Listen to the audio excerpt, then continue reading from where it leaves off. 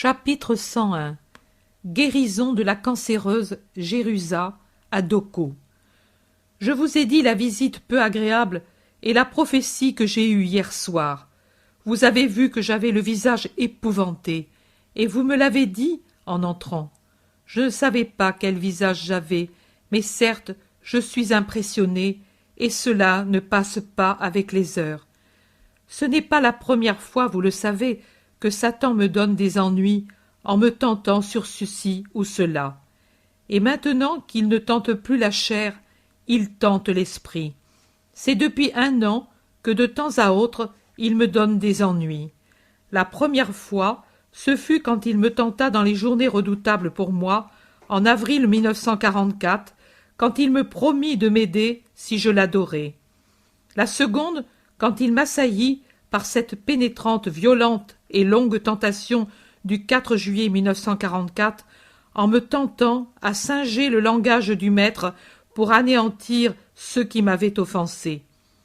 La troisième, quand il me suggéra de faire avec les paroles dictées une œuvre personnelle et de la publier en m'en attribuant le mérite et en tirant des bénéfices.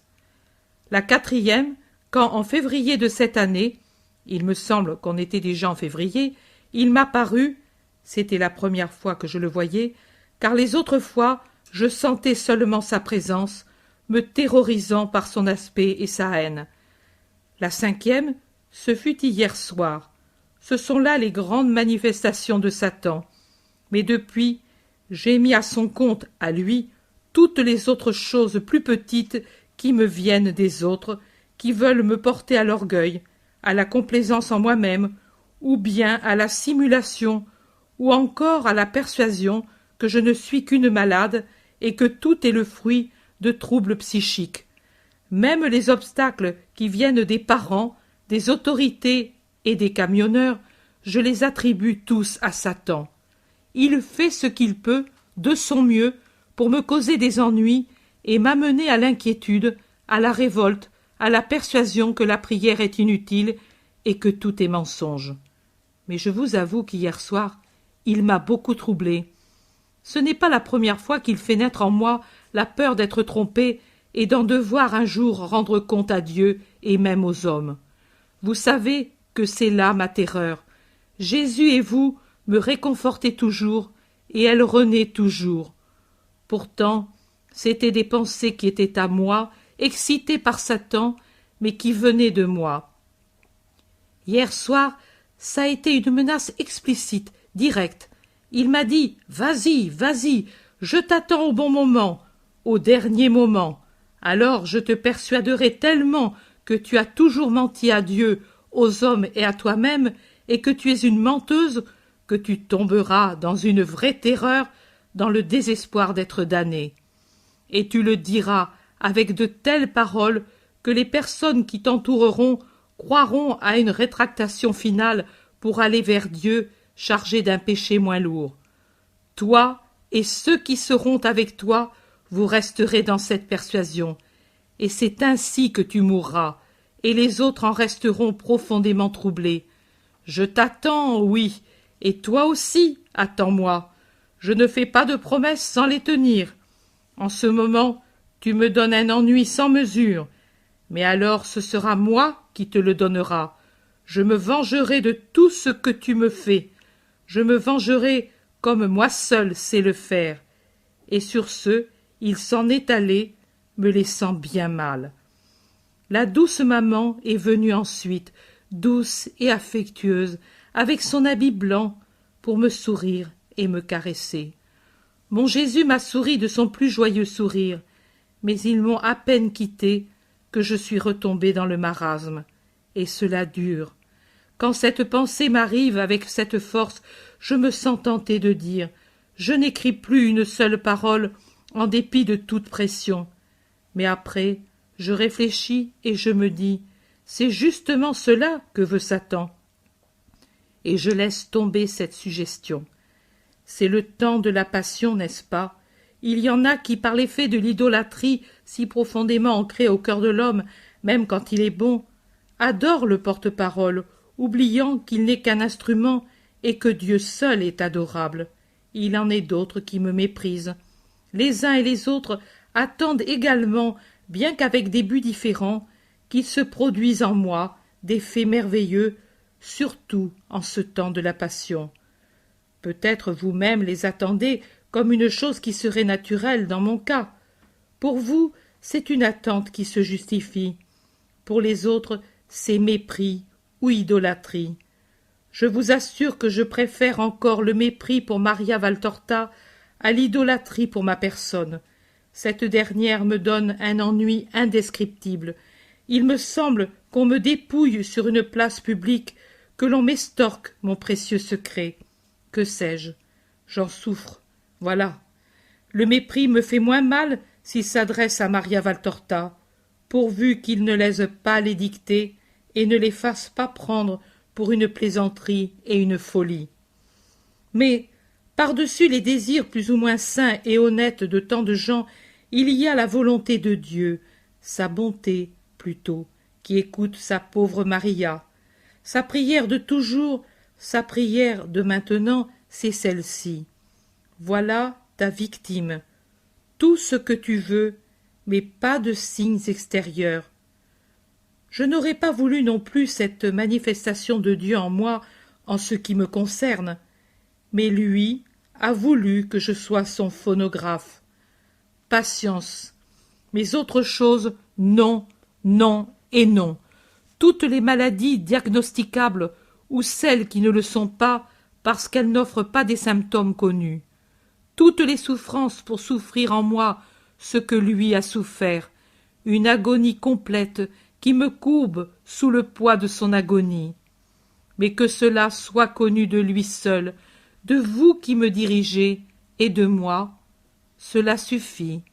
Si cependant en ce temps de passion je déçois ceux qui m'idolâtrent ou me méprisent, parce que matériellement je n'éprouve pas la passion, je vous assure que je vis ma passion, la souffrance physique accrue, mon corps brisé et réduit par les coups et l'épuisement du Golgotha, ma tête prise dans le cercle qui la torture, des tiraillements et des crampes dans les muscles, cette torture qui me coupe le souffle et me congestionne, et puis la soif, la fièvre, la langueur et les spasmes du supplice.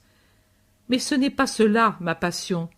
C'est toujours pour moi ce que j'appelle mon Gethsémani, la nuit qui monte avec ses fantômes et ses peurs, la crainte et la terreur de l'avenir et de Dieu, et le voisinage de la haine alors que l'amour est absent. Voilà ce qui assoiffe, ce qui enfièvre, fait pleurer des larmes de sang, m'épuise, me met à bout. Je vous assure que c'est quelque chose d'aussi puissant que l'heure vécue l'an passé, quand Dieu me laissa seul.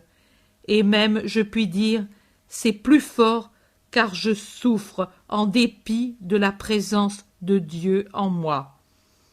J'espère de m'être bien expliqué, mais certaines tortures s'expliquent très mal, et sont encore plus mal comprises de ce qu'elles ne soient pas en réalité, et soit du père spirituel que des idolâtres, ou encore des curieux, à ceux à qui intéresse le phénomène, ou qui le méprisent.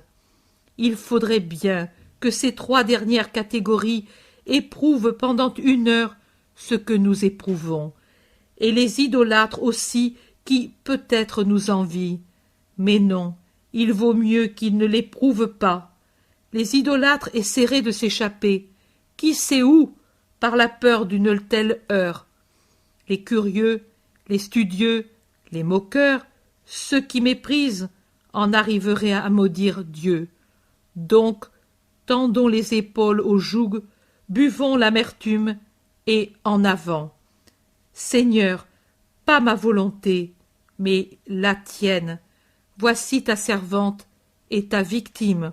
Oui, fais de moi ce que tu veux, mais seulement à cause de ta bonté, donne-moi la force de pouvoir souffrir, et ne me laisse pas seul. Reste avec nous, car il se fait tard, et déjà baisse la clarté du jour. Je vois. Jésus, aux premières lueurs d'une tardive matinée d'hiver, entre dans la petite ville de Doko. Il demande à un passant matinal Où habite Marianne, la vieille mère, dont la bru est à la mort? Marianne, la veuve de Lévi, la belle-mère de Jérusa, femme de Josia? Oui, elle. Regarde, homme, au bout de cette rue, il y a une place, au coin il y a une fontaine, et de là partent 3 chemins. Prends celui qui a un palmier au milieu et marche encore 100 pas. Tu trouves un fossé, et tu le suis jusqu'au pont de bois. Tu le passes, et tu vois une ruelle couverte. Tu la suis.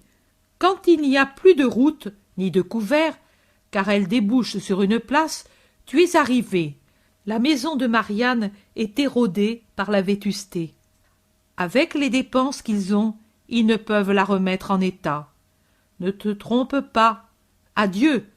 Tu viens de loin? Pas trop. Mais tu es galiléen? Oui. Et ceci, tu viens pour la fête? Ce sont des amis. Adieu, homme. La paix soit avec toi. Jésus laisse en plan le bavard qui n'est plus pressé. Il prend son chemin et les apôtres le suivent. Ils arrivent à la petite place, une parcelle de terre boueuse avec au centre un grand chêne qui a poussé là, tout seul, et qui peut-être en été donne une ombre agréable. Pour l'heure, il est plutôt triste avec sa frondaison touffue et sombre au-dessus des pauvres maisons auxquelles il enlève la lumière et le soleil. La maison de Marianne est la plus misérable, large et basse, mais tellement négligée. La porte est couverte de pièces posées sur les éraflures du bois vétuste.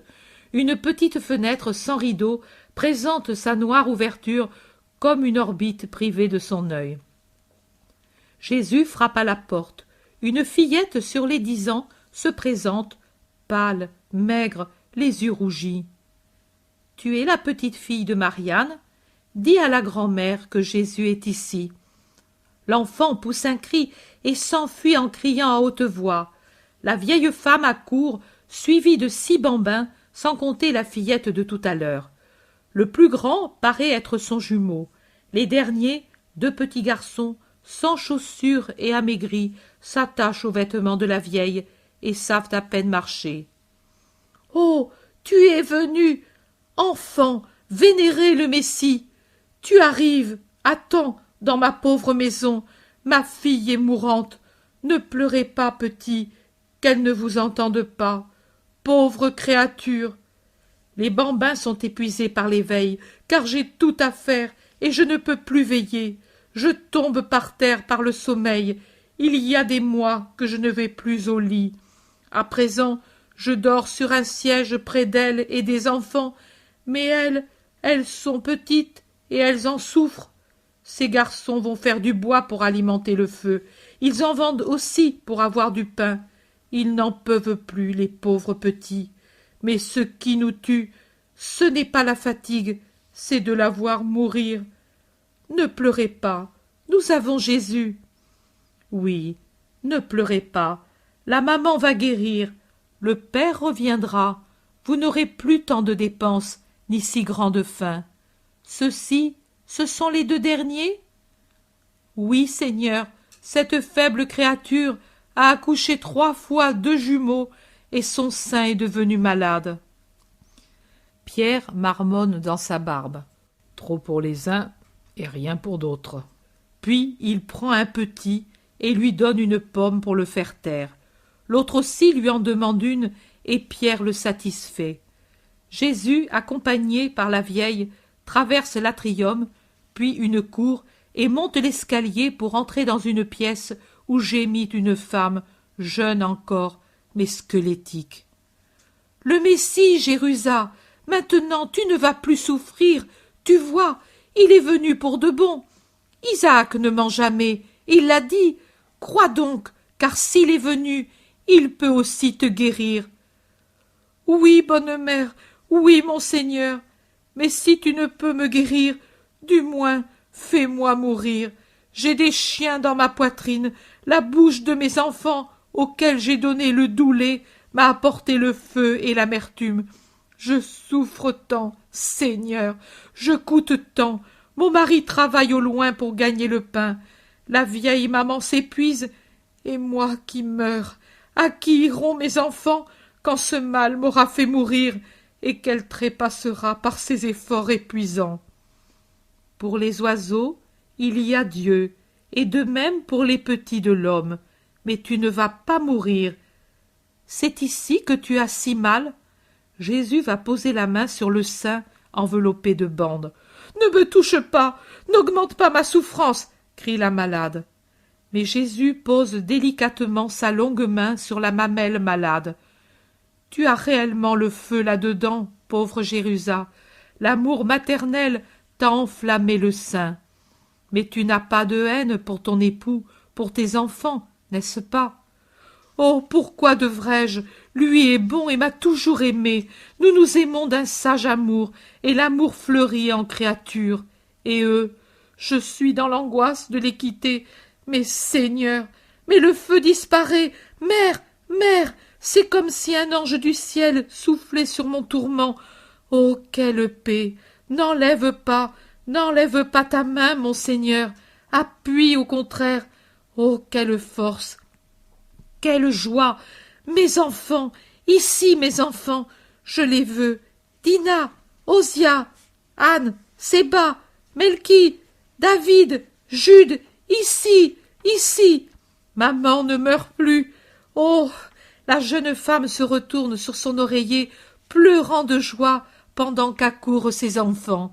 Et la vieille à genoux, ne trouvant rien d'autre dans sa joie, entonne le cantique d'Azarias dans la fournaise.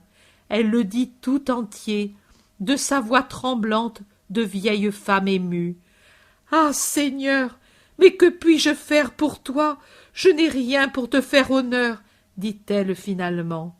Jésus la relève et dit: Permets-moi seulement de me reposer à cause de ma fatigue, et tais-toi. Le monde ne m'aime pas, je dois m'éloigner pour quelque temps.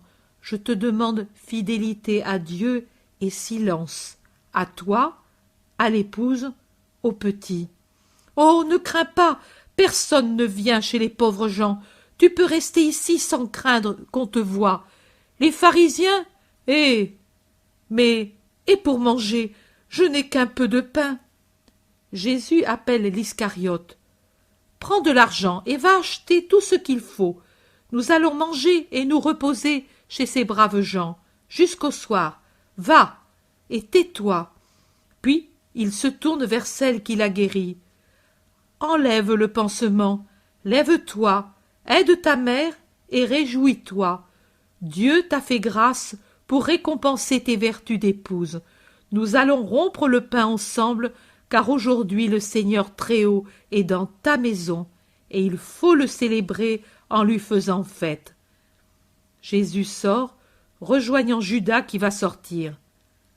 Fais des emplettes abondantes, qu'ils en aient encore pour les jours qui viennent. Pour nous, il ne nous manquera rien chez Lazare. Judas dit: Oui, maître, et si tu permets, j'ai de l'argent à moi. J'ai fait vœu de l'offrir pour te sauver des ennemis. Je le change en pain. Ça vaudra mieux pour ses frères en Dieu que pour les gueules du temple. Tu permets? L'or a toujours été pour moi un serpent. Je ne veux plus éprouver sa fascination, car je me trouve si bien maintenant que je suis bon. Je me sens libre et je suis heureux. Fais comme tu veux, Judas, et que le Seigneur te donne la paix. Jésus rejoint ses disciples pendant que Judas sort et tout prend fin. Me voici dans une grande tempête, exactement une de ces tempêtes de mars où l'éclat du soleil et l'obscurité des nuages d'orage se succèdent. J'ai l'impression d'être une nacelle sur des flots agités, tantôt à la cime de la vague en plein soleil, tantôt dans un gouffre entre deux montagnes liquides qui semblent vouloir me submerger dans un ténébreux abîme. Il me semble passer alternativement d'un océan en furie au port le plus tranquille, et d'être plongé tantôt dans le fiel, tantôt dans le miel. Quelle souffrance depuis hier soir! Il y a des moments où je suis au ciel avec les brèves et douces paroles, les sourires bienheureux que me donnent Jésus et Marie, avec la force qu'ils me donnent. Je dis alors: Oh, je suis bien sûre de n'être pas une illusionnée ni une pécheresse, au sujet des dictées et des visions naturellement. Puis voilà que je replonge dans le sombre abîme, dans le fracas effrayant des paroles et des menaces d'hier soir. Après le paradis, je goûte l'enfer, puis la bonté de Jésus et de Marie revient à mon secours, et ma pauvre âme se trouve soulevée vers le soleil, vers le ciel, dans une béatitude qui me remplit de douceur. Et puis de nouveau la plongée dans l'amertume, dans la nuit, dans l'épouvante. J'ai peur. Aidez-moi à gagner cette bataille. Chapitre 102. À Béthanie, dans la maison de Simon le Zélote. Quand Jésus, après avoir gravi la dernière côte, arrive sur le plateau, il voit Béthanie toute riante sous le soleil de décembre qui rend moins triste la campagne dépouillée et moins sombre les taches vertes des cyprès, des chêneaux et des caroubiers qui surgissent çà et là, pareils à des courtisans empressés auprès de quelque très haut palmier, vraiment royal et qui se dresse solitaire dans les plus beaux jardins. C'est qu'à Béthanie, il n'y a pas seulement la belle maison de Lazare, mais aussi d'autres demeures de riches, peut-être citoyens de Jérusalem, qui préfèrent vivre ici, près de leurs biens, et qui, au milieu des maisonnettes des villageois, font ressortir les masses imposantes et magnifiques de leurs villas aux jardins soigneusement entretenus. C'est une vision étrange sur ces collines qui rappellent l'Orient que celle de ces palmiers au fût élancé que surmonte une touffe dure et bruissante de feuilles. En arrière de ce vert jade, on cherche instinctivement les sables jaunes illimités du désert. Ici, au contraire, c'est un fond d'oliviers vert argenté, de champs cultivés, pour l'instant dénudés, sans aucune végétation, et de vergers aux arbres squelettiques, aux troncs noirâtres dont les branches s'entrelacent, évoquant des âmes qui se tordent dans une torture infernale. Et il voit aussi, tout à coup, un serviteur de Lazare en sentinelle. Il salue profondément et demande la permission de signaler son arrivée au propriétaire. Il s'en va ensuite rapidement. Entre-temps, paysans et citadins accourent saluer le rabbi, et d'une haie de lauriers qui entoure de sa verdure parfumée une belle maison, s'avance une jeune femme qui n'est certainement pas israélite. Son péplum, ou si je me rappelle bien les noms, son étole est assez longue pour former une légère traîne ample en laine fine très blanche, et elle a pour la faire ressortir un volant avec une grecque brodée aux couleurs vives où brillent des fils d'or. Elle est serrée à la taille par une ceinture qui ressemble au volant. Sa coiffure, qu'une résille d'or tient en place, est très compliquée avec des boucles par devant, lisses en arrière. Elle se termine en un gros chignon sur la nuque. Cela me fait penser qu'il s'agit d'une grecque ou d'une romaine. Elle observe curieusement, mise en éveil par les cris aigus des femmes et les hosannas des hommes. Puis elle a un sourire méprisant en voyant qu'il s'adresse à un homme pauvre qui n'a même pas une mule pour voyager et qui chemine au milieu d'un groupe de gens qui lui ressemblent, tous encore moins attrayants que lui.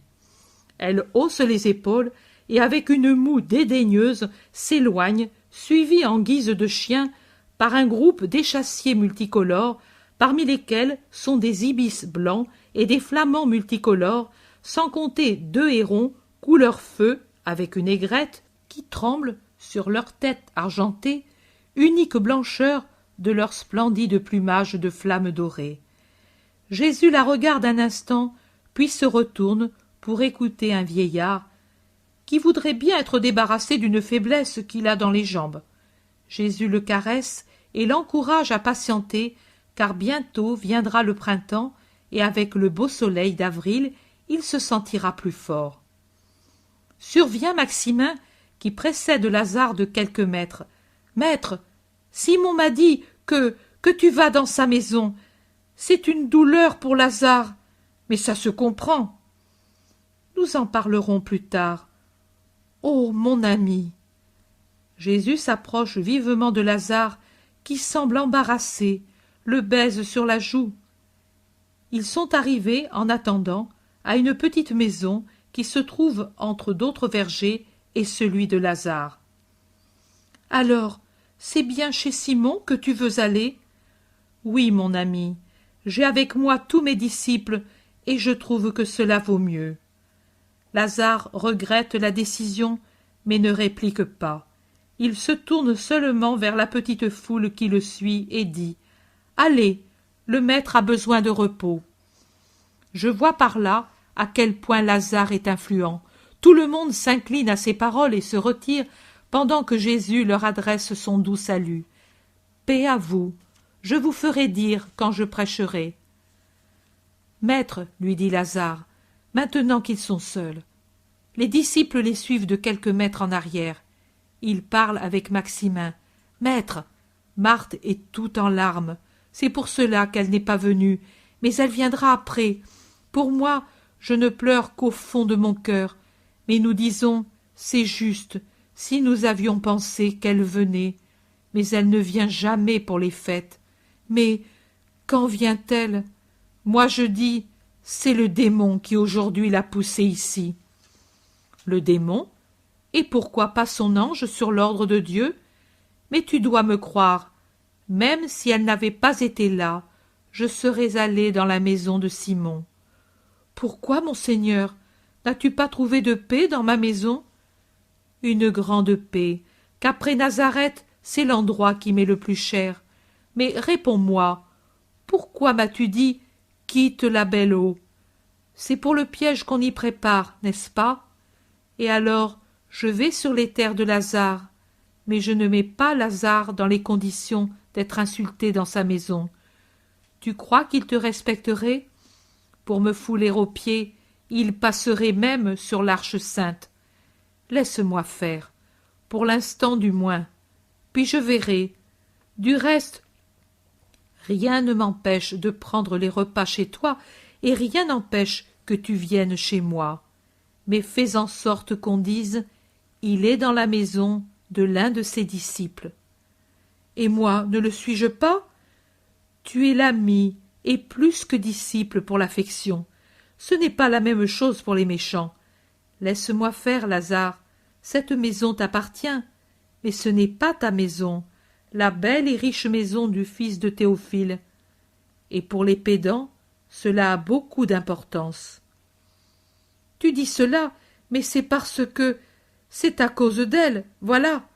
J'allais me décider à lui pardonner, mais si elle t'éloigne, vive Dieu, je la haïrai. Et tu me perdras tout à fait.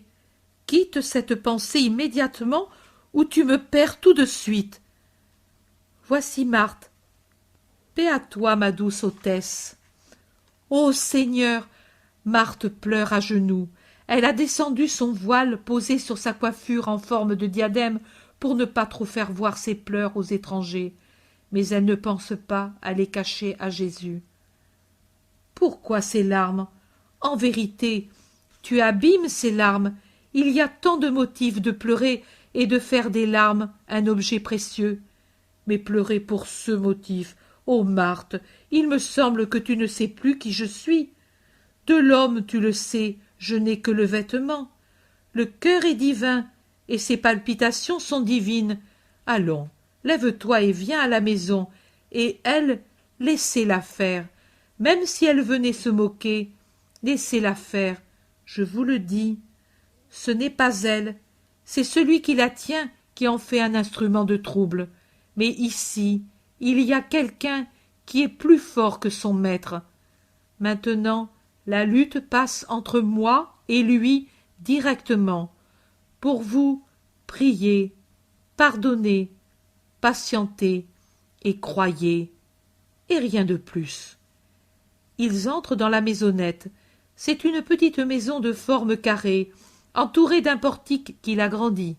À l'intérieur, il y a 4 pièces séparées par un corridor en forme de croix. Un escalier, extérieur comme toujours, mène au-dessus du petit portique qui se change donc en terrasse et donne accès dans une pièce très vaste aux dimensions de la maison, servant en certain temps pour les provisions, mais maintenant tout à fait libre et propre et absolument vide. Simon est à côté du vieux serviteur que j'entends appeler Joseph. Il fait les honneurs de la maison et dit « Ici on pourrait parler aux gens ou encore prendre les repas, comme tu veux. » Tout à l'heure nous y penserons. En attendant, va dire aux autres qu'après le repas, les gens viennent simplement. Je ne décevrai pas les braves gens d'ici. Où dois-je dire d'aller? Ici. Le jour est tiède, l'endroit est à l'abri du vent.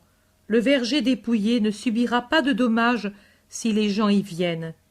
Ici, je parlerai du haut de la terrasse. Va donc. Lazare reste seul avec Jésus. Marthe, obligée de devoir s'occuper de tant de monde, est devenue la bonne hôtesse, et avec les serviteurs et les apôtres eux-mêmes, travaille en bas pour préparer les tables et les couchettes. Jésus passe le bras autour des épaules de Lazare et l'amène hors de la pièce circuler sur la terrasse qui entoure la maison au beau soleil qui attiédit le temps. D'en haut, il observe le travail des serviteurs et des disciples. Il sourit à Marthe qui va et vient, le visage sérieux mais déjà moins bouleversé. Il regarde aussi le beau panorama qui entoure l'endroit et nomme avec Lazare diverses localités et diverses personnes, et enfin il demande brusquement « La mort de Doras a donc été comme un bâton remué dans le nid des serpents ?»« Ô maître, Nicodème m'a dit que la séance du Sanhédrin a été d'une violence jamais vue. » Qu'ai-je fait au Sanhédrin pour l'inquiéter? Doras est mort naturellement, à la vue de tout un peuple, tué par la colère. Je n'ai pas permis qu'on manquât de respect aux morts, donc... Tu as raison, mais eux, ils sont fous de peur. Et sais-tu ce qu'ils ont dit? Qu'il faut trouver en toi le péché pour pouvoir te tuer. Oh, alors, sois tranquille, il leur faudra attendre jusqu'à l'heure de Dieu. Mais Jésus, sais-tu de qui on parle? Sais-tu de quoi sont capables les pharisiens et les scribes? Connais-tu les sentiments de Anna? Sais-tu qui est son second? Le sais-tu? Mais que dis-je? Tu sais, il est donc inutile que je te dise que le péché, ils l'inventeront pour pouvoir t'accuser. Ils l'ont déjà trouvé. J'ai déjà fait plus qu'il ne faut. J'ai parlé aux Romains. J'ai parlé à des pécheresses. Oui, à des pécheresses, Lazare. Ne me regarde pas d'un air si effrayé. L'une d'elles vient toujours m'écouter.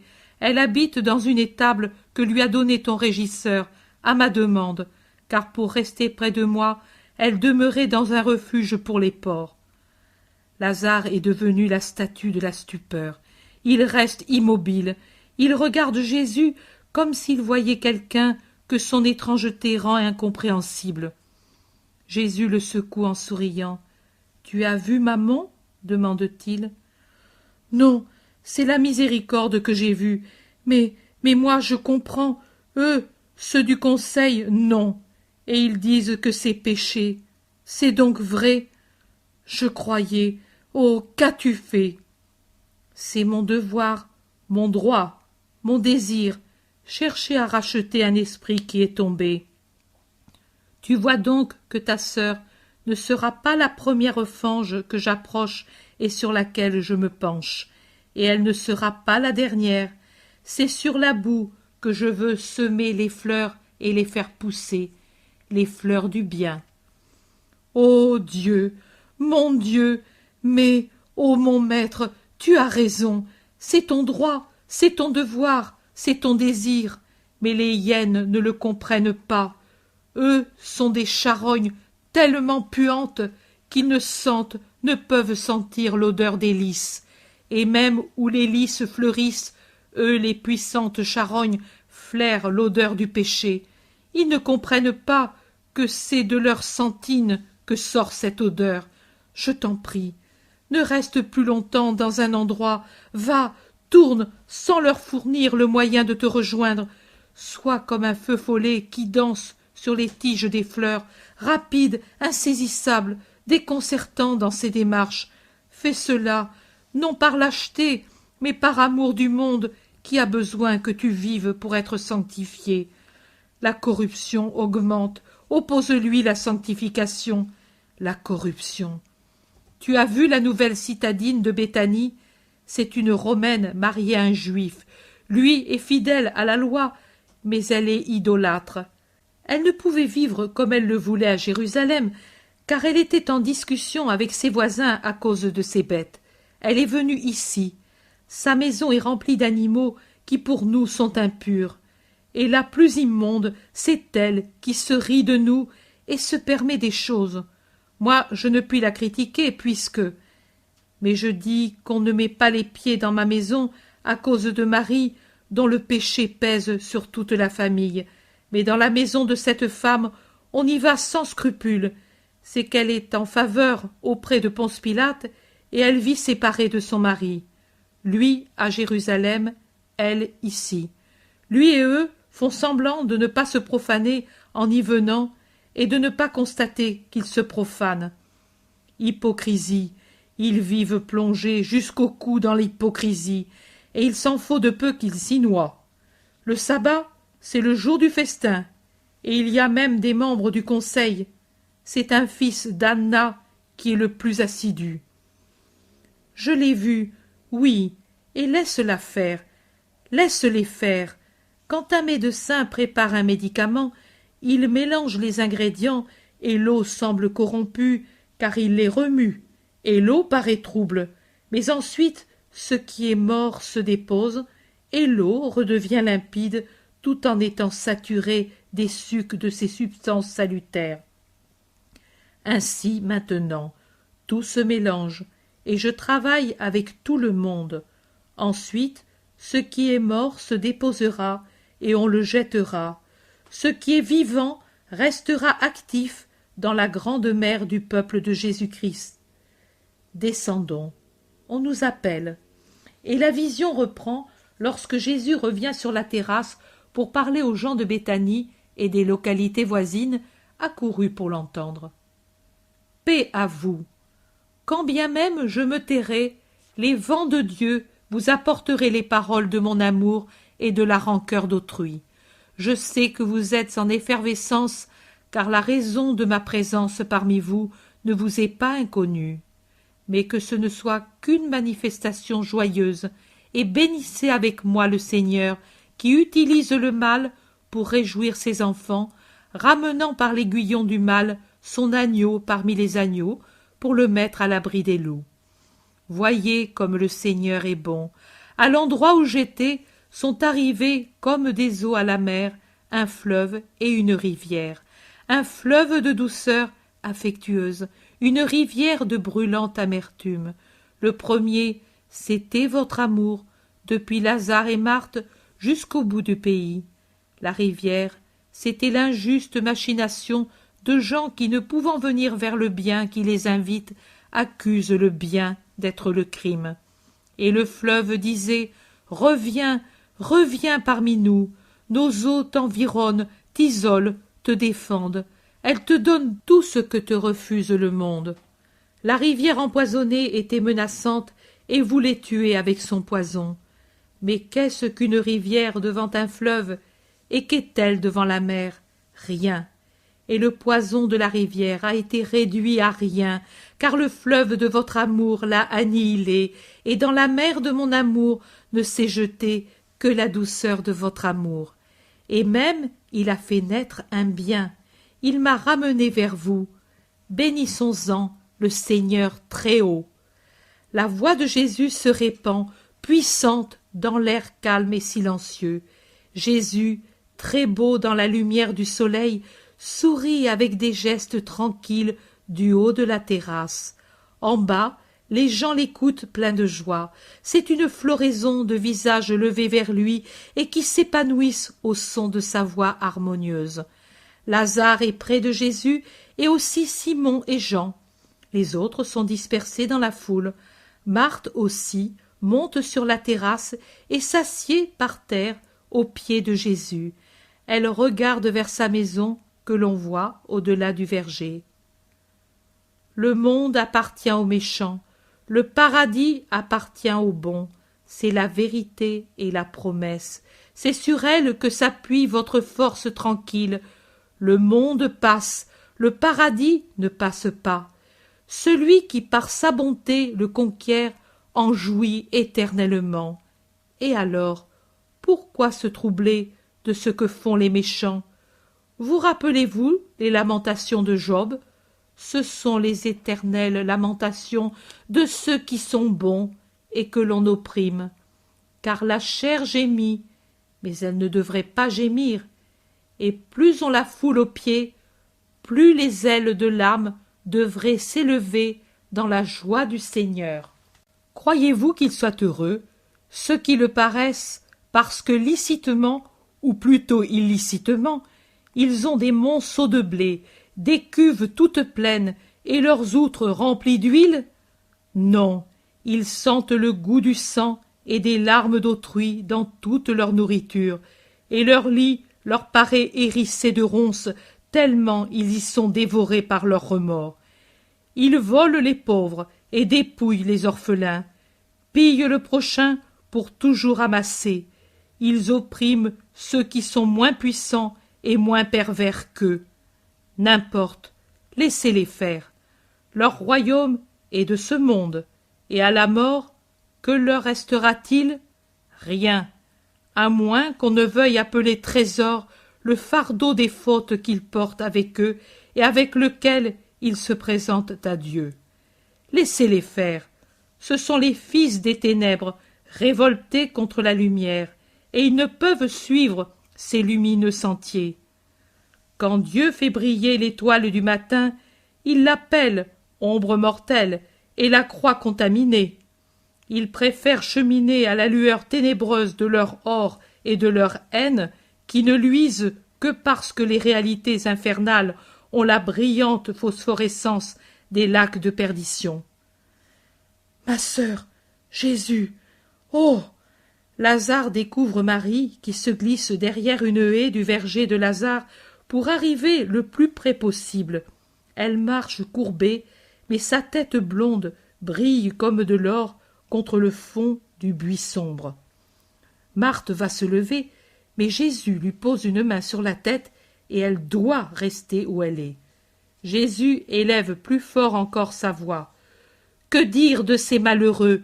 Dieu leur a donné le temps de faire pénitence et ils en abusent pour pécher.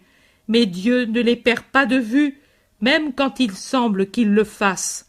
Un moment vient, comme la foudre qui brise même le roc, l'amour de Dieu brise leur cœur dur, ou bien encore l'accumulation de leurs fautes fait monter jusqu'à leur gueule et leurs narines la marée de leurs fanges, et ils sentent, oh oui, finalement, ils sentent le dégoût de cette saveur et de cette puanteur qui répugne aux autres et qui remplit leur cœur. Il vient un moment où ils en ont la nausée et il s'élève en eux un commencement de désir pour le bien. L'âme crie alors « Et qui m'aidera à revenir au temps de ma jeunesse, quand mon âme était dans l'amitié de Dieu, quand sa lumière brillait dans mon cœur et que je marchais dans son rayonnement, quand devant ma justice le monde se taisait, plein d'admiration, et que quiconque me voyait proclamait mon bonheur. Le monde buvait mon sourire, et l'on accueillait mes paroles comme les paroles d'un ange, et le cœur tressaillait de fierté dans la poitrine de mes proches. Et maintenant, que suis-je? Objet de moquerie pour les jeunes, d'horreur pour les vieux. Ils me chantonnent et me crachent leur mépris au visage. Oui, c'est ainsi que parle à certaines heures l'âme des pécheurs, des vrais Job, car il n'y a pas de misère plus grande que celle-là, la misère de celui qui a perdu pour toujours l'amitié de Dieu et son royaume. Et elles doivent faire pitié, seulement pitié. Ce sont des âmes qui, par désœuvrement ou par étourderie, ont perdu l'éternel époux. La nuit, dans mon lit, je cherchais l'amour de mon âme et ne le trouvais pas. En effet, dans les ténèbres, on ne peut distinguer l'époux, et l'âme aiguillonnée par l'amour, inconsciente, parce qu'elle est environnée par la nuit spirituelle, cherche et veut trouver un rafraîchissement à son tourment. Elle croit le trouver dans un amour quelconque. Non, il n'y a qu'un amour pour l'âme, Dieu. Elles vont, ces âmes, que l'amour de Dieu aiguillonne, cherchant l'amour. Il suffirait qu'elles veuillent en elles la lumière, et elles auraient l'amour pour époux.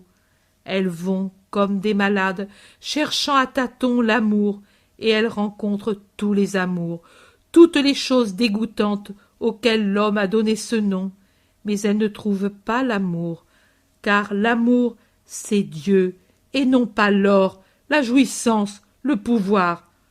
Pauvres âmes, si moins paresseuses, elles s'étaient levées au premier appel de l'époux éternel pour aller vers Dieu qui dit « Suis-moi », vers Dieu qui dit « Ouvre-moi ». Elles ne seraient allées ouvrir la porte avec l'élan de leur amour éveillé quand l'époux déçu est déjà loin, disparu, et elles n'auraient pas profané cet élan saint d'un besoin d'aimer dans une boue qui dégoûte l'animal immonde, tant elle est inutile et couverte de ronces, qui n'étaient pas des fleurs, mais seulement des aiguillons qui la déchirent au lieu de la couronner. Et elle n'aurait pas connu le mépris des gardes de service de tous les gens qui, comme Dieu, mais pour des motifs opposés, ne perdent pas de vue le pécheur et le montrent du doigt pour le tourner en dérision et le critiquer. Pauvres âmes frappées, dépouillées, blessées par tout le monde, seul Dieu ne s'unit pas à cette lapidation de mépris sans pitié. Mais il fait tomber ses larmes pour guérir ses blessures et revêtir sa créature d'un vêtement qui brille comme le diamant. C'est toujours sa créature, Dieu seul, et avec le Père, les fils de Dieu. Bénissons le Seigneur. Il a voulu que pour les pécheurs, je dusse revenir ici pour vous dire « Pardonnez, pardonnez toujours. Faites sortir de tout mal un bien, de toute offense une grâce. Je ne vous dis pas « Faites seulement ». Je vous dis « Répétez mon geste. J'aime et je bénis mes ennemis, puisque grâce à eux, j'ai pu revenir vers vous, mes amis. La paix soit sur vous tous. » Les gens agitent des voiles et des rameaux en l'honneur de Jésus, et puis s'éloignent tout doucement. Lazare dit « Ils l'auront vue, cette impudente ?» Non, Lazare, elle était derrière la haie et bien cachée. Nous pouvions la voir d'ici, de la terrasse. Les autres, non. Elle nous avait promis de... Pourquoi ne devait-elle pas venir? N'est-elle pas une fille d'Abraham, elle aussi? Je veux que vous, frères, et vous, disciples, vous juriez de ne pas lui faire de réflexion. Laissez-la faire. Elle se moquera de moi. Laissez-la faire. Elle pleurera. Laissez-la faire. Elle voudra rester. Laissez-la faire. Elle voudra fuir. Laissez-la faire. C'est le secret du Rédempteur et des Rédempteurs. Avoir patience, bonté, constance et prière. Rien de plus. Tout geste est de trop pour certaines maladies. Adieu, amis, je reste pour prier. Pour vous, allez chacun à votre devoir, et que Dieu vous accompagne. Et tout prend fin. Chapitre 103. Les Ansénies, dans la maison de Lazare avec les bergers. La déjà splendide maison de Lazare, ce soir est toute splendeur.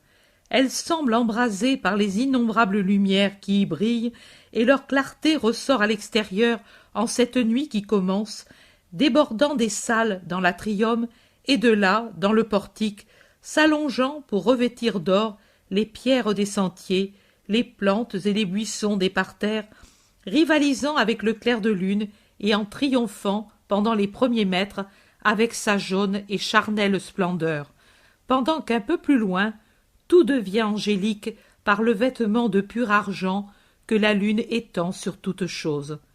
Même le silence qui enveloppe le magnifique jardin où l'on n'entend que l'arpège du jet d'eau dans le bassin paraît augmenter la paix recueillie et paradisiaque de la nuit lunaire, pendant que près de la maison, des voix joyeuses et nombreuses, accompagnées de la gaie rumeur des meubles qu'on met en place et des nappes qu'on porte sur les tables, rappellent que l'homme est l'homme et pas encore un esprit. Marthe circule rapide dans son ample vêtement splendide et pudique rouge-violet et semble une fleur, une campanule ou un papillon qui s'agite entre les murs pourpres de l'atrium ou ceux parés de petits dessins qui rappellent un tapis de la salle du banquet. Jésus, de son côté, se promène seul et absorbé près du bassin. Il semble alternativement absorbé par l'ombre obscure que projette un laurier de grande taille, un vrai géant, et par la lumière phosphorescente de la lune qui devient de plus en plus nette. Lumière si vive que le jet d'eau du bassin semble un plumet d'argent qui se brise ensuite en éclats de brillant qui retombent pour se perdre sur la surface tranquille du petit lac d'argent du bassin. Jésus regarde et écoute les paroles de l'eau dans la nuit. Elle possède un son musical qui réveille un rossignol endormi dans le laurier touffu. Il répond à l'arpège lent des gouttes par un son aigu de flûte, et puis il s'arrête, comme pour prendre le ton et se mettre d'accord. Enfin, il attaque, en vrai roi du chant, son hymne de joie, parfait, varié, plein de douceur, de joie. Jésus ne marche plus pour ne pas troubler par le bruit de ses pas la joie sereine du rossignol. Sa joie aussi, je crois, car il sourit, la tête inclinée, du sourire d'une joie sereine. Le rossignol tient et module, par tons ascendants, une note très pure. Je me demande comment un si petit gosier arrive ainsi à tenir une note, et puis son chant s'arrête. Jésus s'écrie « Je te bénis, Père Saint, pour cette perfection et pour la joie que tu m'as donnée. » Puis il reprend sa marche lente, lourde du poids de je ne sais quelle méditation. Simon le rejoint. « Maître, Lazare te prie de venir, tout est prêt. » Allons, et qu'ainsi tombe aussi le dernier doute qu'il me serait moins cher à cause de Marie. Quel chagrin, maître, seul un miracle secret de toi a pu guérir cette douleur. Mais tu ne sais pas que Lazare a été pour fuir lorsqu'elle, à leur retour, est sortie de la maison en disant qu'elle abandonnait les tombeaux pour la joie et d'autres insolences. Moi et Marthe, nous l'avons conjuré de ne pas le faire parce que, aussi, on ne sait jamais la réaction d'un cœur. S'il l'avait trouvé, je crois qu'il l'aurait puni une fois pour toutes. Ils auraient voulu au moins le silence de sa part à ton sujet. Et un miracle immédiat de ma part pour elle. J'aurais pu le faire, mais je ne veux pas, dans les cœurs, une résurrection forcée. Je forcerai la mort, et elle me rendra sa proie, car je suis le maître de la mort et de la vie. Mais quand il s'agit des esprits, ce n'est pas une manière inanimée et sans vie, mais ce sont des essences immortelles, capables de se redresser par leur propre volonté. Je ne force pas leur résurrection, je donne le premier appel et la première aide, comme quelqu'un qui ouvrirait un tombeau où on aurait enfermé une personne encore vivante. Il lui faudrait mourir à la longue si elle restait dans ces ténèbres asphyxiantes, et je laisse entrer l'air et la lumière. Et puis j'attends. Si l'esprit a la volonté d'en sortir, il sort. S'il ne veut pas, il s'enténèbre encore plus et s'ensevelit. Mais s'il sort, oh s'il sort, en vérité, je te dis que personne ne sera plus grand que cet esprit ressuscité. Seule l'innocence absolue est plus grande que ce mort qui redevient vivant par la force de son propre amour et pour la joie de Dieu. Mais plus grand triomphe. Regarde le ciel, Simon, tu y vois des étoiles plus ou moins grandes et des planètes de différentes grandeurs. Toutes possèdent vie et splendeur par Dieu qui les a faites, mais toutes n'ont pas la même splendeur et la même taille. Dans mon ciel également, il en sera ainsi. Tous les rachetés posséderont par moi la vie, et par ma lumière la splendeur, mais pas tous auront une égale splendeur, une égale grandeur. Certains ne seront qu'une simple poussière d'astre, comme celle qui fait Lactée Galatée. Ceux-là seront les innombrables qui du Christ auront eu, ou plutôt auront aspiré le minimum indispensable pour n'être pas damnés, et qui seulement par l'infinie miséricorde de Dieu, après un long purgatoire, viendront au ciel. D'autres seront plus brillants et plus formés. Ce seront les justes qui auront uni leur volonté. Note bien leur volonté, pas leur bonne volonté, à la volonté du Christ, et auront obéi pour ne pas se damner à mes paroles. Puis il y aura les planètes, les volontés bonnes, oh, d'une splendeur inouïe. Leur éclat sera celui du pur diamant ou celui des gemmes de diverses couleurs, le rouge du rubis, le violet de l'améthyste, le blond du topaze, la blancheur éclatante des perles. Ceux qui seront enamourés jusqu'à en mourir, ceux qui auront embrassé la pénitence par amour, ceux qui auront agi par amour, ceux qui par amour seront restés sans tache. Et il y en aura certains parmi ceux que représentent ces planètes, et ce seront mes gloires de Rédempteur, qui auront en eux la lumière du rubis, de l'améthyste, du topaze et de la perle, parce que tout leur être sera amour. Héroïques pour arriver à se faire pardonner de n'avoir pas su aimer dès le début de leur vie, pénitents pour se saturer d'expiation, comme Esther, avant de se présenter à Assuérus, se satura de parfum. Eux, les infatigables, pour faire en peu de temps, le peu de temps qui leur reste et qu'ils n'ont pas fait au cours des années qu'ils ont perdu dans le péché pur jusqu'à l'héroïsme, pour oublier même dans leurs viscères et non seulement en leur âme et leurs pensées que leur sens existe.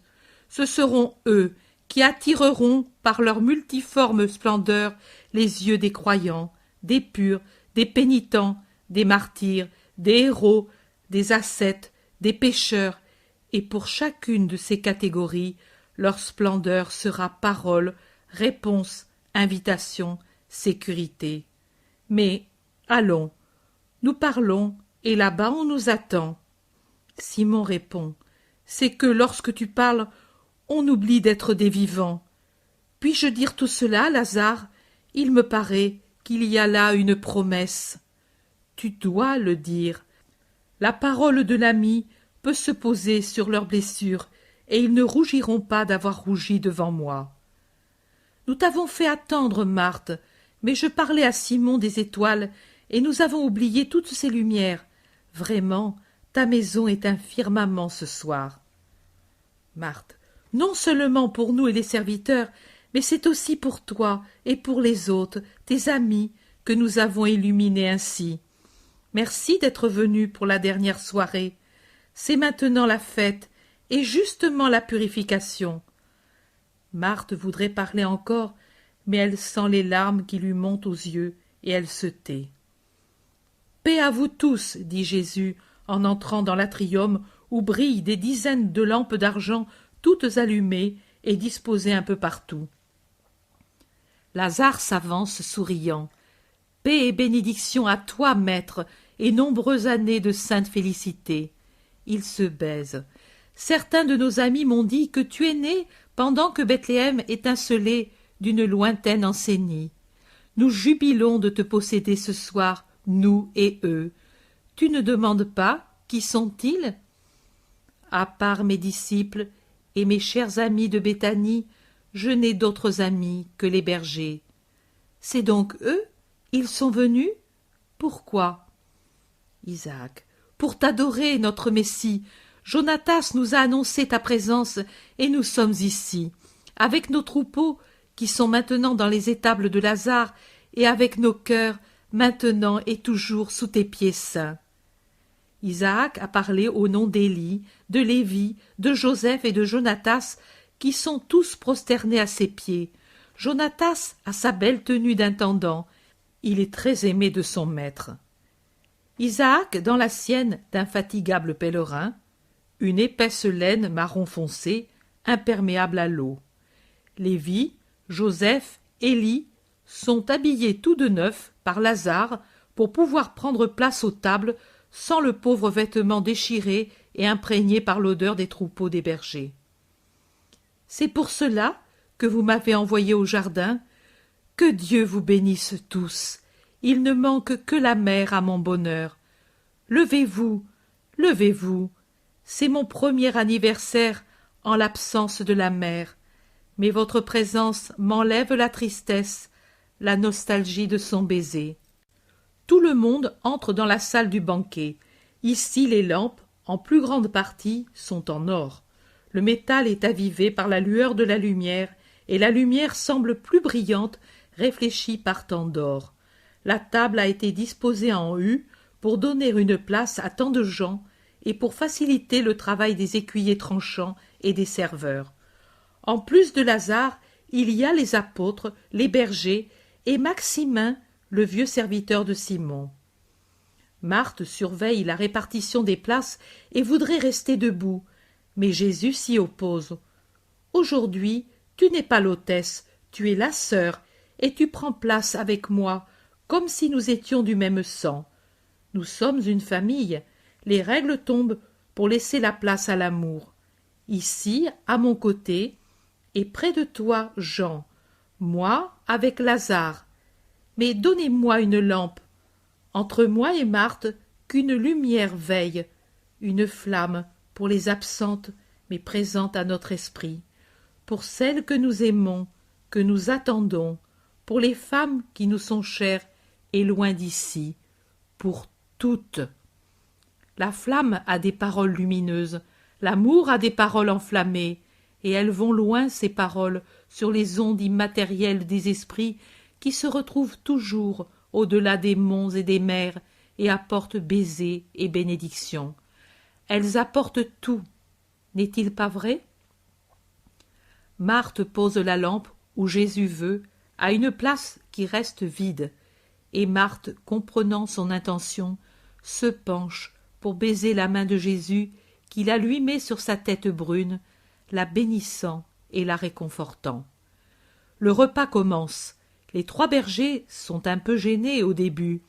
Isaac est déjà plus sûr et Jonatas ne manifeste pas de gêne, mais ils s'enhardissent à mesure que le repas avance, et après avoir gardé le silence, ils commencent à parler. Et de quoi doivent-ils parler, sinon de leurs souvenirs? Lévi dit « Je m'étais retiré depuis peu, et j'avais tellement froid que je m'étais réfugié parmi les troupeaux. Je pleurais, et j'aurais voulu être avec ma maman. » Isaac. Moi je pensais à la jeune mère que j'avais rencontrée peu avant, et je me disais, aura-t-elle trouvé une place? Si j'avais su qu'elle était dans une étable, je l'aurais conduite dans notre parc. Mais elle était si gentille, un lys de nos vallées, que j'aurais cru l'offenser de lui dire « Viens parmi nous ». Mais je pensais à elle, et je sentais encore plus le froid en pensant qu'elle devait en souffrir. Te rappelles-tu la lumière de ce soir-là et ta peur? Oui, mais ensuite, l'ange... Oh! Lévi, un peu perdu dans son rêve, sourit à son souvenir. Pierre indigné. Oh! Écoutez, amis, nous ne savons que peu et nous sommes mal renseignés. Nous avons entendu parler d'anges, de crèches, de troupeaux, de Bethléem. Pour nous, nous savons que lui est galiléen et menuisier. Il n'est pas juste que nous ne soyons pas au courant, nous. J'ai questionné le maître à la belle eau, mais ensuite on a parlé d'autre chose. Celui-ci qui sait ne m'a rien dit. Oui, c'est à toi que je parle, Jean de Zébédée. Tu as un beau respect pour moi qui suis âgé. Tu gardes tout pour toi et tu me laisses grandir comme un disciple borné. Ne le suis-je déjà que trop? On rit de l'indignation de Pierre, mais lui se tourne vers son maître. Il rit, mais c'est moi qui ai raison. Et puis s'adressant à Barthélemy, Philippe, Matthieu, Thomas, Jacques et André. Allons, dites-le, vous aussi, protestez avec moi. Pourquoi ne savons-nous rien, nous? Vraiment? Où étiez-vous quand mourut Jonas? Où étiez-vous au Liban? Tu as raison, mais pour Jonas, moi du moins, j'ai cru que c'était un délire de mourant. Et au Liban, j'étais fatigué et endormi. Pardonne-moi, maître, mais c'est la vérité. et ce sera la vérité pour tant de gens. Le monde de ceux qui ont été évangélisés répondra souvent au juge éternel pour excuser son ignorance malgré l'enseignement de mes apôtres. Il répondra ce que tu viens de dire. Je croyais que c'était du délire. J'étais fatigué et endormi. Et souvent, il n'admettra pas la vérité, car il la prendra pour du délire, et il ne se rappellera pas la vérité, parce qu'il sera fatigué par trop de choses inutiles, passagères, coupables même. Une seule chose est nécessaire, connaître Dieu. Eh bien, maintenant que tu nous as dit ce que nous méritons, raconte-nous les choses comme elles se sont passées. À ton Pierre. Ensuite, je le dirai aux gens. Sinon, je te l'ai dit. Que puis-je dire? Le passé, je l'ignore. Les prophéties et le livre, je ne sais pas les expliquer. L'avenir, ô pauvre de moi! Et qu'est-ce que je vais annoncer alors? Barthélemy dit: Oui, maître, qu'on sache nous aussi. Nous savons que tu es le Messie, et nous le croyons, mais au moins, pour mon compte, j'ai eu du mal à admettre que de Nazareth il pouvait sortir quelque chose de bon. Pourquoi ne nous as-tu pas fait connaître tout de suite ton passé? Pour éprouver ta foi et la luminosité de ton esprit. Mais maintenant, je vais vous parler bien plus. Nous allons vous parler de mon passé. Je dirai même ce que les bergers ne savent pas, et eux, ce qu'ils ont vu. Et vous connaîtrez l'aube du Christ. Écoutez. Le temps de la grâce étant venu, Dieu prépara pour lui sa Vierge. Vous pouvez bien comprendre comment Dieu ne pouvait résider là où Satan avait posé son signe ineffaçable. La puissance travailla donc pour faire son futur tabernacle immaculé, et par deux justes d'âge avancé, et contre les règles habituelles de la procréation, fut conçue celle sur laquelle il n'y a aucune tache. Qui a déposé cette âme dans la chair embryonnaire qui reverdissait le vieux sein d'Anne d'Aaron, ma grand-mère? Toi, Lévi, tu as vu l'archange de toutes les annonciations.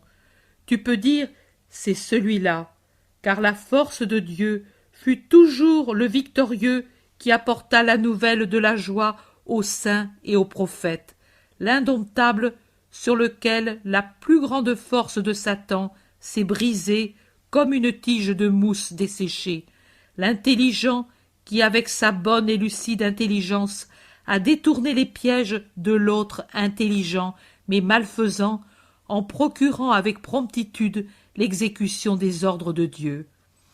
Avec un cri de joie, lui, l'annonciateur, qui déjà connaissait les chemins de la terre, parce qu'il était descendu pour parler aux prophètes, recueillit du feu divin l'étincelle immaculée qui était l'âme de l'enfant éternel, et l'enfermant dans un cercle de flammes angéliques, celle de son amour spirituel, il la porta sur la terre dans une maison, dans un sein. Et à partir de ce moment, le monde posséda l'adoratrice, et Dieu, à partir de ce moment, put regarder un point de la terre sans en éprouver de dégoût. Et une petite créature naquit, l'aimée de Dieu et de ses anges, la consacrée à Dieu, saintement aimée par ses parents. Et Abel donna à Dieu les prémices de son troupeau. Oh, qu'en vérité, les parents de l'éternel Abel surent donner à Dieu les prémices de leurs biens, tous leurs biens, en mourant, pour avoir donné ce bien à celui qui le leur avait donné. Ma mère fut l'enfant du temple depuis l'âge de 3 ans à 15 ans, et hâta la venue du Christ par la force de son amour. Vierge avant sa conception, vierge dans l'obscurité d'un sein, vierge dans ses vagissements, vierge dans ses premiers pas, la Vierge appartint à Dieu seul. Elle proclama son droit supérieur au décret de la loi d'Israël en obtenant de l'époux qui lui fut donné par Dieu de rester inviolé après les noces. Joseph de Nazareth était injuste.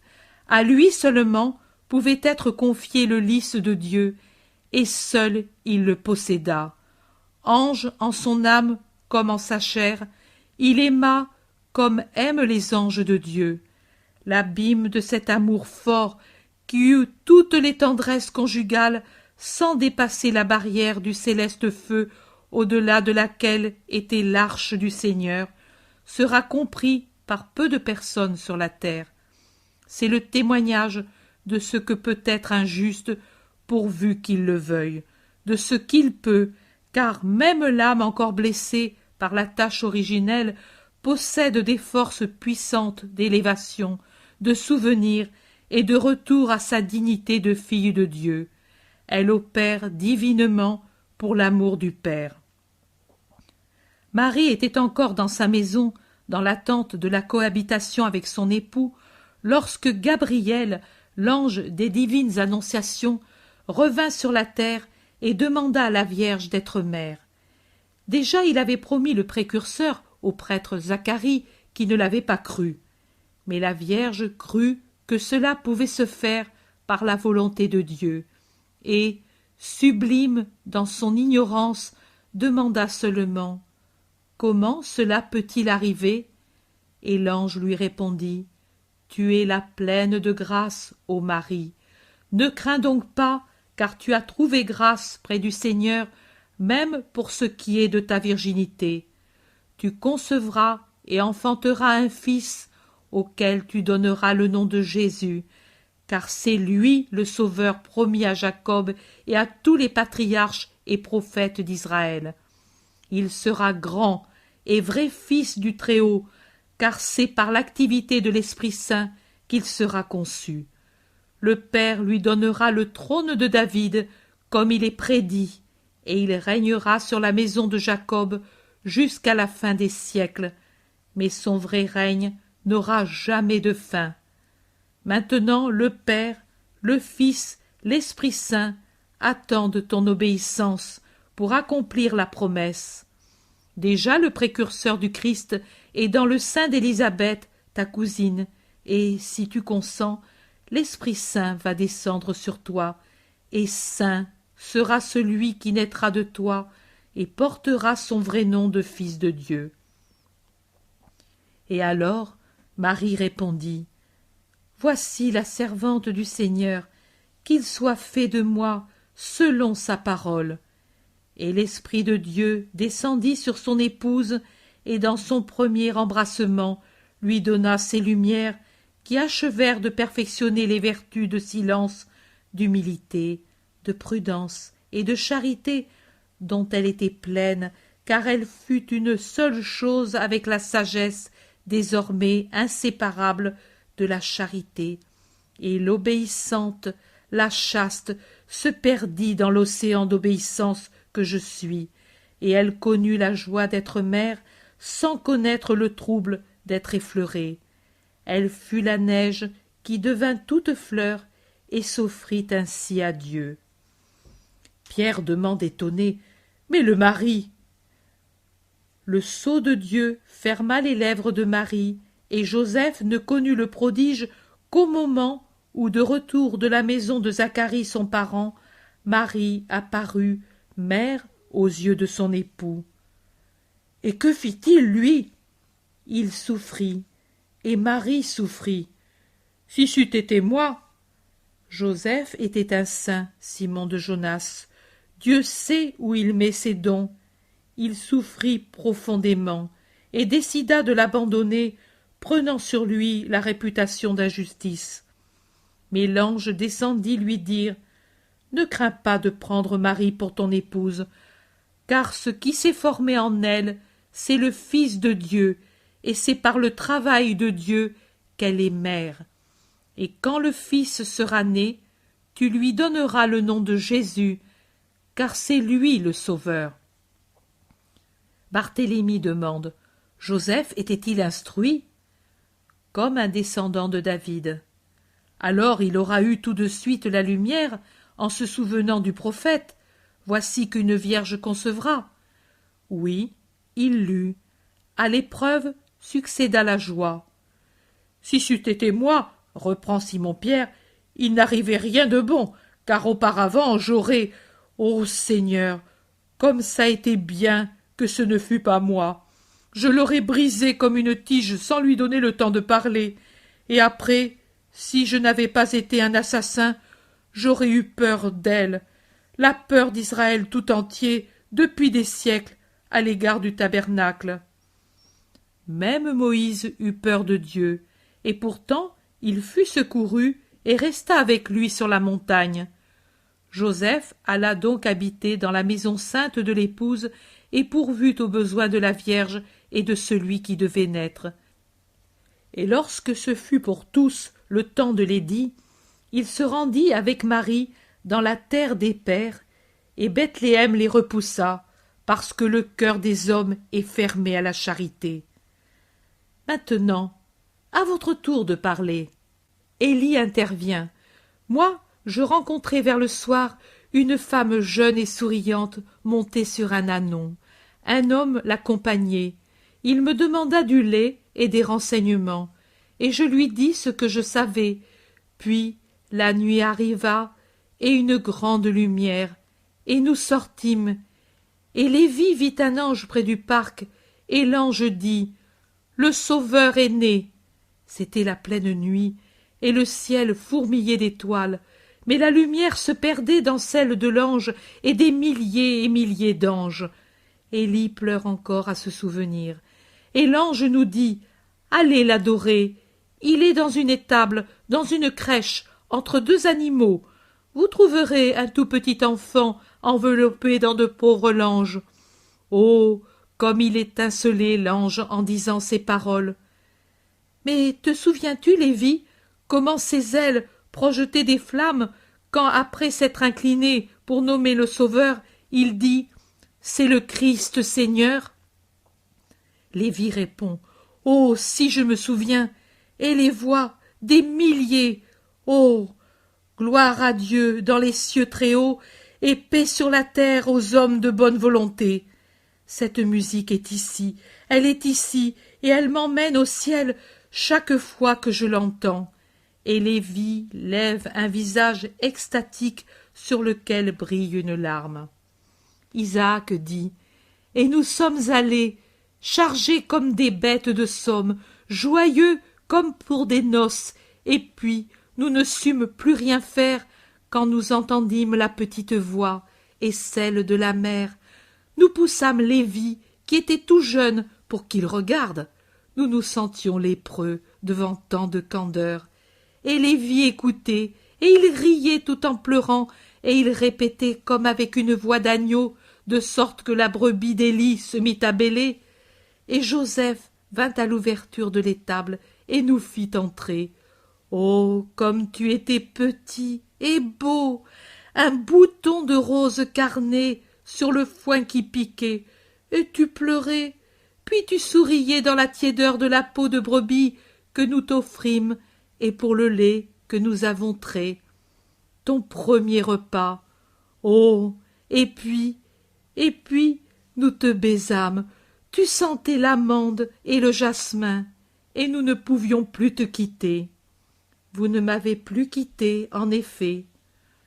Jonatas dit, c'est vrai, tes traits restèrent en nous, et ta voix, et ton sourire, tu grandissais, tu étais de plus en plus beau.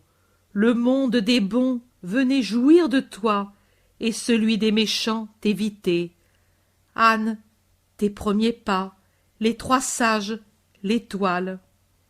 Élie à son tour. Oh, cette nuit-là, quelle lumière! Le monde paraissait enflammé par 1000 lumières. Le soir de ton arrivée, au contraire, la lumière était immobile et perlée.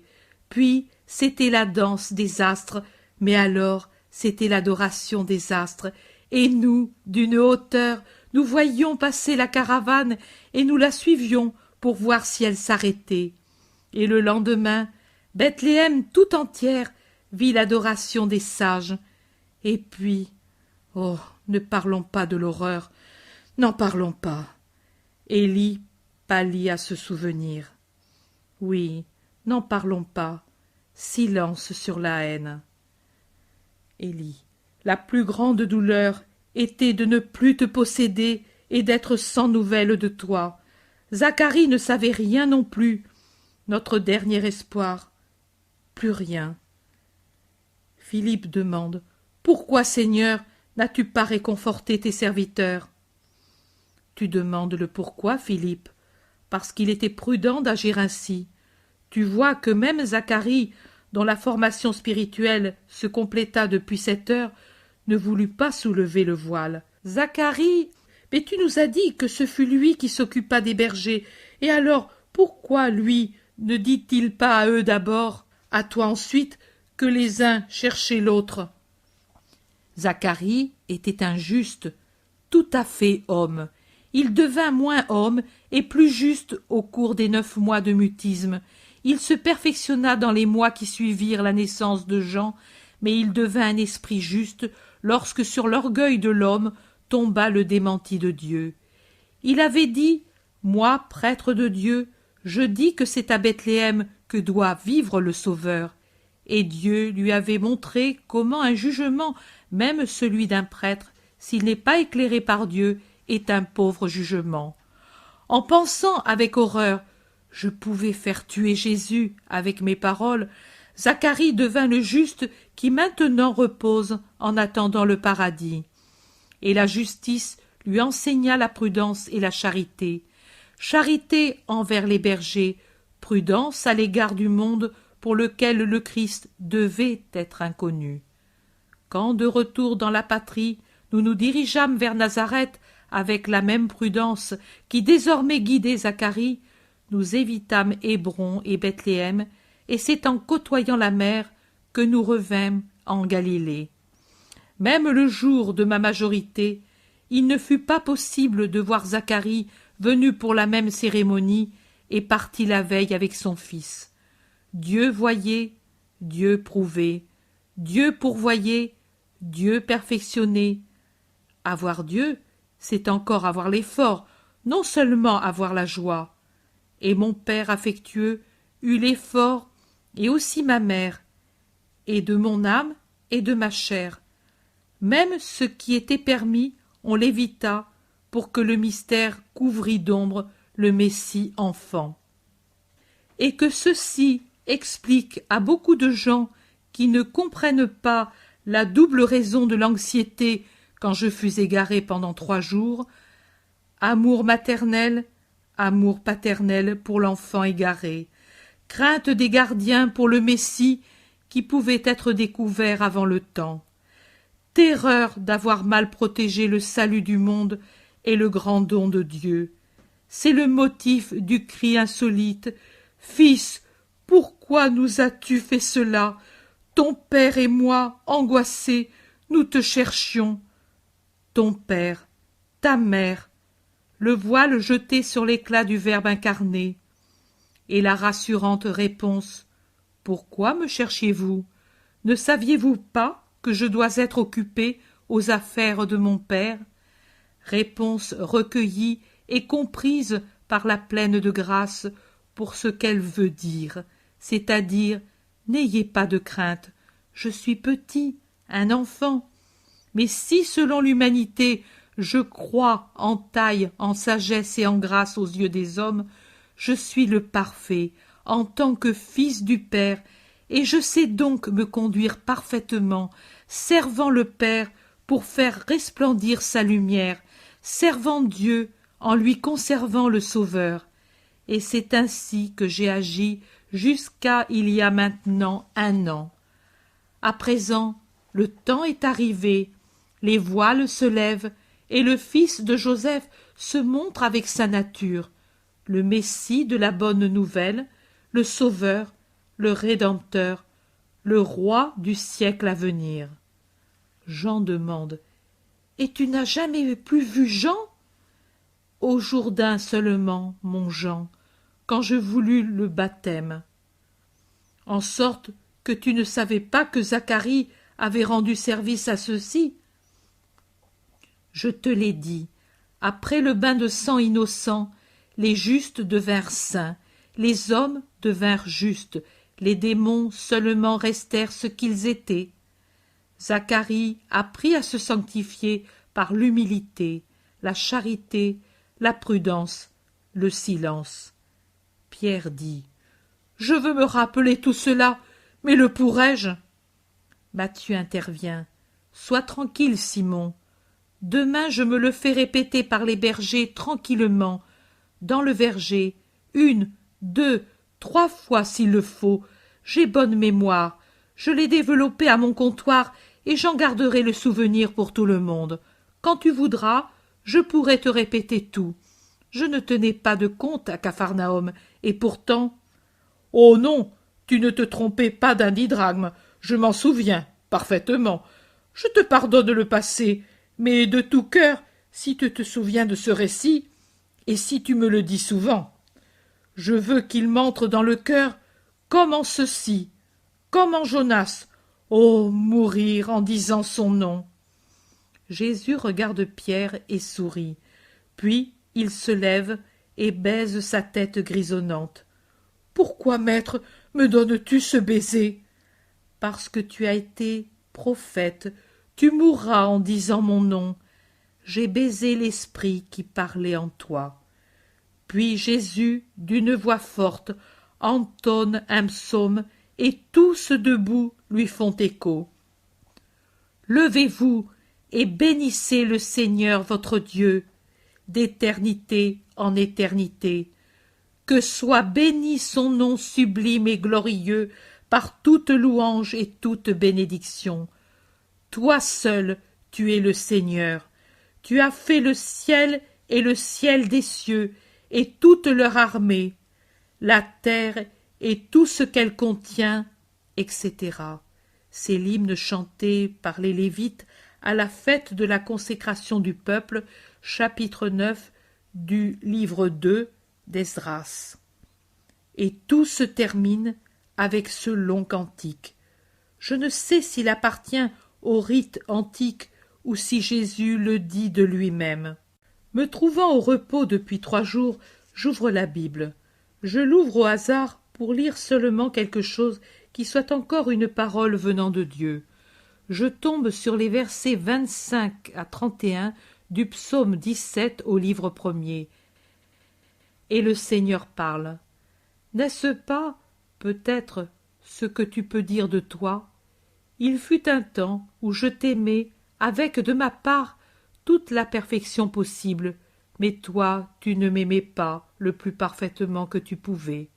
En effet, au fond de ton cœur, tu pensais aussi à moi, mais il s'y trouvait des affections plus fortes encore que celles que tu me donnais.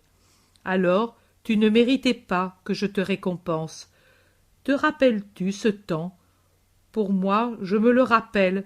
Tu étais sortie du pensionnat, toute parfumée de Dieu, comme une vierge du temple parfumée par l'encens rituel. Et moi, je t'avais déjà choisi. Quand t'ai-je choisi? Veux-tu le savoir?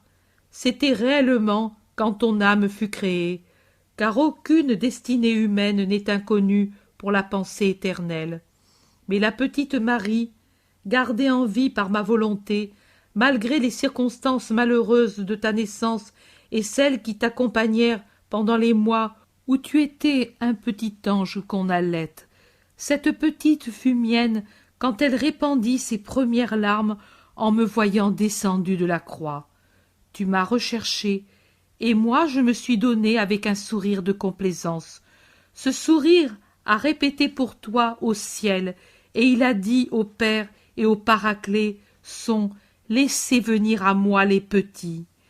Il n'y a que les lèvres des tout-petits qui enlèvent la souffrance de ces blessures, de ceux qui sont tout-petits par leur âge ou qui consentent à l'être, de ceux qui par leur amour et leur obéissance au Maître deviennent semblables à des tout-petits pour posséder le royaume des cieux, les délices de Dieu. Marie, la Vierge Mère, c'est la parfaite toute petite qui jubile dans le royaume des cieux.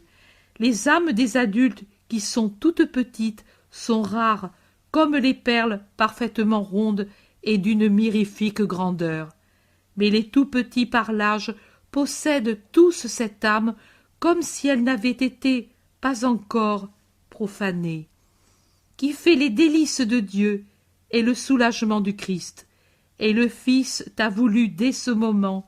Chaque larme innocente t'a valu un baiser à lui. Chaque baiser une grâce, chaque grâce t'a fiancé au divin amour. Ce n'est pas une erreur de regarder en arrière pour pouvoir entonner le Magnificat et le Miserere. Le Magnificat, tu pouvais le chanter jusqu'à ta sortie du pensionnat. Tu étais toute à Dieu, un seul autel en toi et un seul amour. Le lys au calice à peine entr'ouvert n'était comblé que par la rosée céleste et les rayons divins.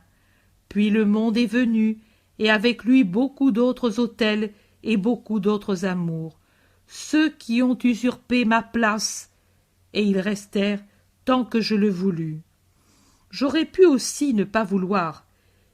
Il y aura quelqu'un pour dire « ça a été une expérience dangereuse ». Non, c'était nécessaire.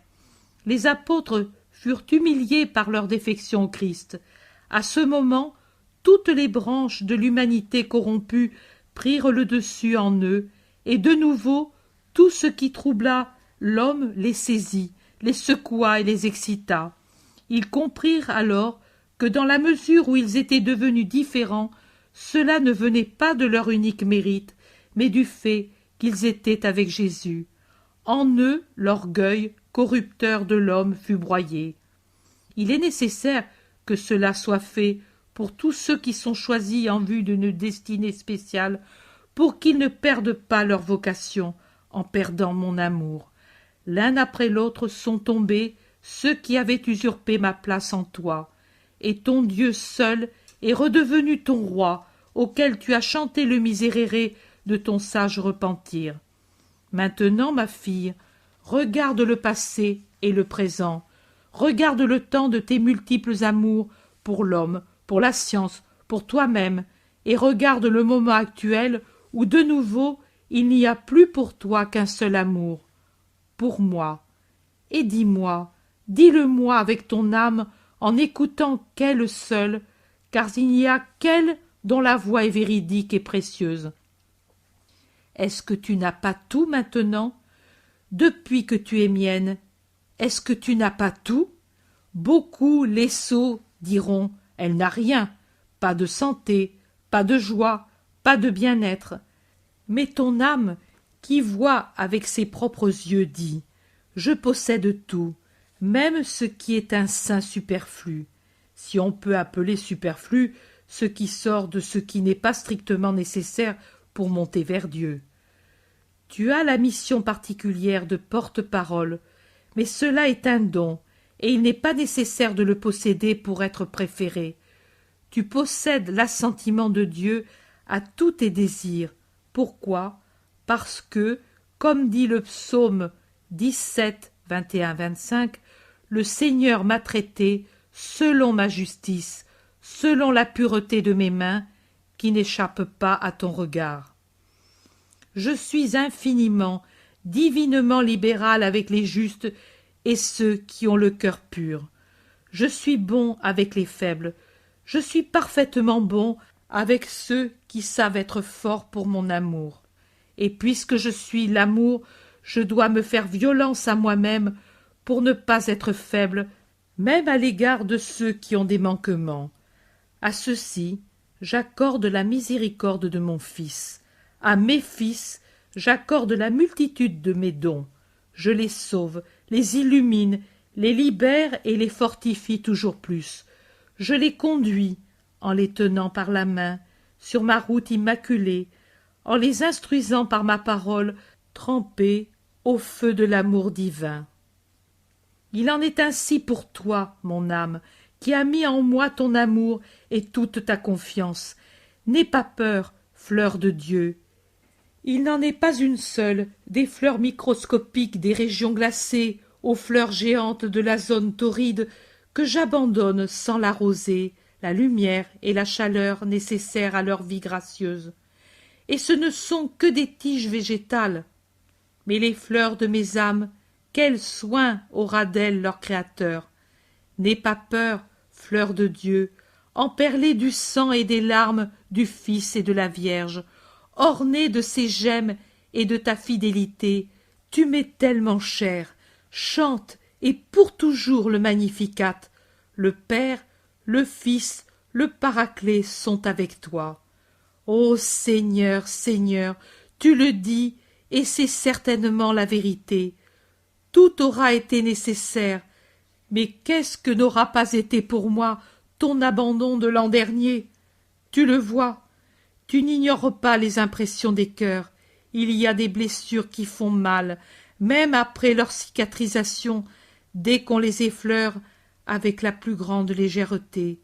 Des blessures qui font souffrir par réaction nerveuse dès qu'on va les toucher et qu'on va toucher le membre correspondant.